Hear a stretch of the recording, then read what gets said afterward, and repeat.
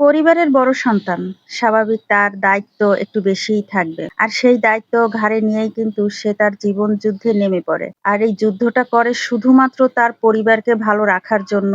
যেন প্রতিটা প্রিয় মানুষ ভালো থাকে, সুন্দর থাকে। অনেক স্যাক্রিফাইস করতে হয় পরিবারের বড় সন্তানকে, বড় ছেলেকে। পরিশ্রমের দিকে পা বাড়ায়, অনেক কষ্ট করে পরিবারের জন্য।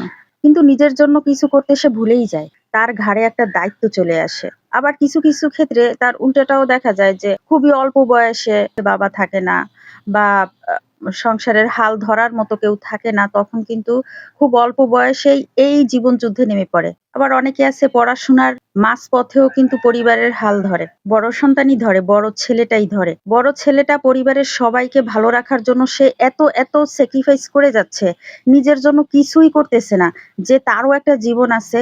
একসময় সংসার হবে, ছেলে-মেয়ে হবে, তাদেরও দেখাশোনা করতে হবে। তো এটা ভেবে কিন্তু নিজের জন্য কিছুই রাখে না। কারণ হচ্ছে তার মাথায় একটাই চিন্তা, আমার পরিবার, আমার মা-বাবা, আমার ভাই-বোন, আমার সবকিছু। ওরা ভালো থাকলেই আমি ভালো থাকবো। এটাই কিন্তু ভেবে দিন-রাত এক করেই কিন্তু পরিশ্রমটা করে। কিন্তু দিন শেষে কি হয় জানেন? যখন এই বড় সন্তান সবার খোঁজ খবর রাখে, সবাইকে ভালো রাখার চেষ্টা দিনের পর দিন করে যায়, নিজের জন্য কোনো কিছুই রাখে না। যখন অসচ্ছলতা তার জীবনে আসে, সবাইকে সচ্ছল করে নিজে যখন অসচ্ছলতায় পড়ে না, তখন ওই যে পরিবারের সবার জন্য যে এত স্যাক্রিফাইস করে গেছে, সবার ভালো-মন্দ চাহিদা মিটায় আসছে, তারাই একসময় বলে, "কি করছো? করছো কি? ওটা বড় ভাই হিসাবে, বড় সন্তান হিসাবে তোমার দায়িত্ব ছিল। সেইটা পালন করছো।" কিন্তু তারা এটা চিন্তা করে না যে মানুষটা নিজের জন্য কোনো কিছু না করে আমাদের জন্য এত কিছু করলো, আজ সে অসচ্ছল আছে, তার দুঃসময় চলতেছে। এখন এই মানুষটার পাশে আমাদের সবার দাঁড়ানো উচিত। কারণ একসময় এই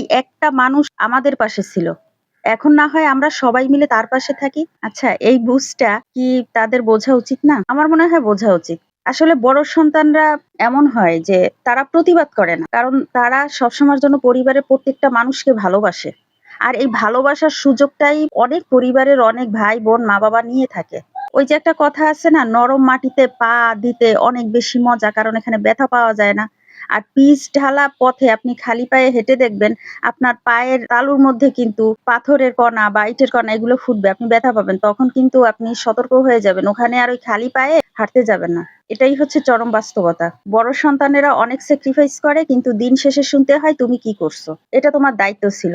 আরে ভাই, তোমাদেরও তো এখন দায়িত্ব সেই বড় ভাইয়ের পাশে দাঁড়ানো, সেই সন্তানের পাশে দাঁড়ানো। কারণ একসময় তো সে কম স্যাক্রিফাইস করে নাই তোমাদের জন্য। হয়তো কথাগুলো আপনাদের কাছে একটু খারাপ লাগতে পারে। এটা কিন্তু অনেক পরিবারের একটা বাস্তবতা, বাস্তব চিত্র। তারপরে কিন্তু সেই বড় সন্তানের কিন্তু আবার নতুন করে যখন সে বিবাহিত জীবনে পা দেয়, তার পরিবার হয়, তার সন্তান হয়, তখন তার আবার নতুন করে কিন্তু পরিশ্রমটা শুরু করতে হয়। আসলে বড় সন্তানদের কিন্তু সারা জীবনই পরিশ্রম করতে হয় এবং নিজেরটা নিজেরই তৈরি করতে হয়। তাদের সহযোগিতা করার মতো, মানসিক সাপোর্ট দেওয়ার মতো, আর্থিক সাপোর্ট দেওয়ার মতো কেউই পাশে থাকে না। আর ওই যে দিন শেষে শুনতে হয়, "কি করছো?" এই "কি করছোর" উত্তর সেই বড় ভাই বা সন্তান দিতে পারে না। যার কারণে চুপচাপ হয়ে যায়। পরিবারের থেকে দূরে সরে যায়। দূরে সরে আসতে বাধ্য হয়। মানসিক কষ্ট বলে একটা কথা আছে।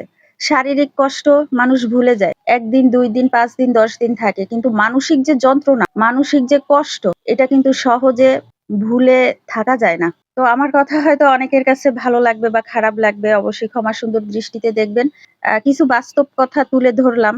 ভালো থাকবেন সবাই। সবার জন্য অনেক শুভকামনা রইলো। আর ভালো থাকুক পরিবারের বড় সন্তান, বড় ছেলে।